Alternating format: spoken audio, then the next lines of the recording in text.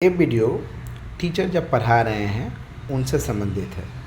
सबसे पहले अगर फर्स्ट पीरियड है तो टीचर को अटेंडेंस लेना ज़रूरी है। रजिस्टर लेकर अटेंडेंस लीजिए। उसके बाद बुक कॉपी खुलवाइए। तो सबसे पहले जो भी कराना है वहाँ पे पुट कराइए क्लास वर्क एंड डेट। पिछला क्लास में होमवर्क कुछ मिला है कि नहीं पूछ लीजिए, है तो चेक कर लीजिए। सुनने के लिए दिया गया तो पूछ लीजिए फटाफट 2-4-10 जन से। और उसके बाद अपना फ्रेश टॉपिक को चालू करिए। फ्रेश टॉपिक कैसे चालू करना है, जैसे मान लीजिए चैप्टर 1 पढ़ाना है तो चैप्टर 1 सबको खुलवाएंगे, क्लास वर्क एंड डेट डलवा देंगे। बच्चे को कहेंगे सबको put finger on the books पे हाथ रखवाएंगे लाइन बाय लाइन, और एक एक करके रीडिंग करवाएंगे। 2-2 लाइन करके वो लोग रीडिंग करेगा, उसको समझाते जाएंगे। एक दिन में 1 पेज या 1.5 पेज पढ़ाएंगे। जब पढ़ाई हो जाएगा तो हम तो समझाए हैं, हमको मेमोरी में आ गया, उसको ओन मोशन अब बिना रीडिंग का ओन मोशन 2-4 बार बोल देंगे ताकि सबको आ जाए। पूछ लेंगे एक बार क्वेश्चन बना के, कुछ होमवर्क ज़रूर दे देंगे। ऐसा होमवर्क देना है कि अगला दिन चेक करने में आसानी हो। जब भी साइन करना है तो रेड पेन का इस्तेमाल करेंगे। बुक को भी साइन करना है, कॉपी को भी साइन करना है। बुक कॉपी जब साइन कर रहे हैं तो पीछे वाला देख लीजिए कुछ छूटा तो नहीं है। साइन नहीं छूटा है तो उसको टिक लगा दीजिए। साइन करते समय एकदम ध्यानपूर्वक, गलती साइन ना हो जाए। नहीं पता है तो हल्का टिक लगा दीजिए, लेकिन पूरा साइन नहीं करना है, नहीं तो गार्जियन और टीचर पकड़ लेते हैं, फिर कंप्लेन आ जाएगा। साइन एकदम ध्यानपूर्वक करना है। जब भी साइन करेंगे तो पिछला थोड़ा 2-3 पन्ना पलट के देख लेंगे।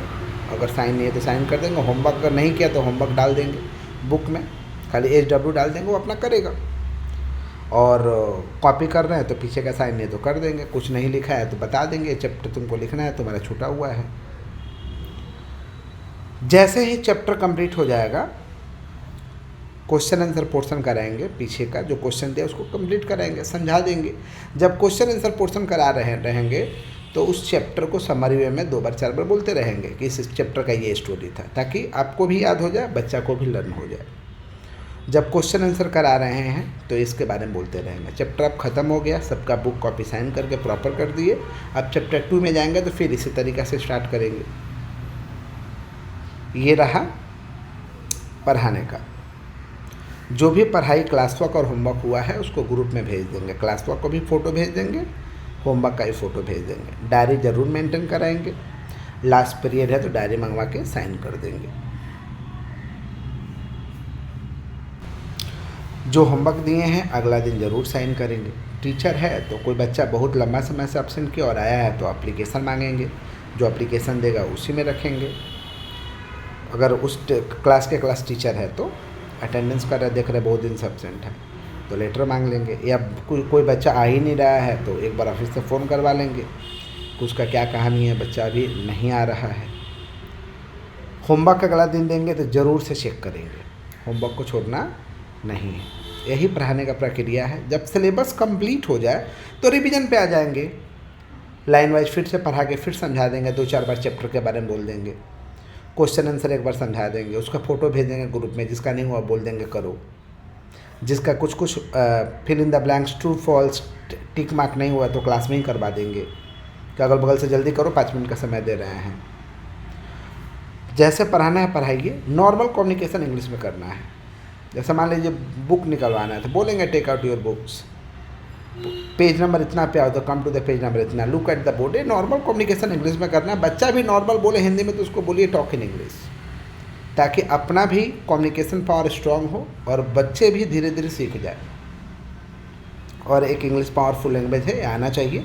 सीखेंगे तो आप ही को फ़ायदा करेगा। कहीं भी रहेंगे तो आप एकदम गेनर रहेंगे। तो आए हैं तो कम से कम सीखना है, बोल बोल कर सीखना है। ये बढ़िया अपॉर्चुनिटी है सीखने का। यही प्रक्रिया पढ़ाने का।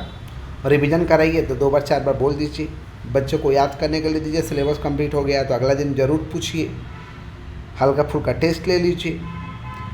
बच्चा को कंट्रोल करना ज़रूरी है। बच्चा पढ़ाई से ही कंट्रोल होगा। ज़्यादा डरा धमकाए कंट्रोल नहीं किया जा सकता। पढ़ाइएगा तो वो चिल्लाएगा कम। तो इस तरीक़े से आपको ध्यान रख करके टॉपिक को चलाना है। Diary, books, copy proper sign होना चाहिए शुरू से अंत तक।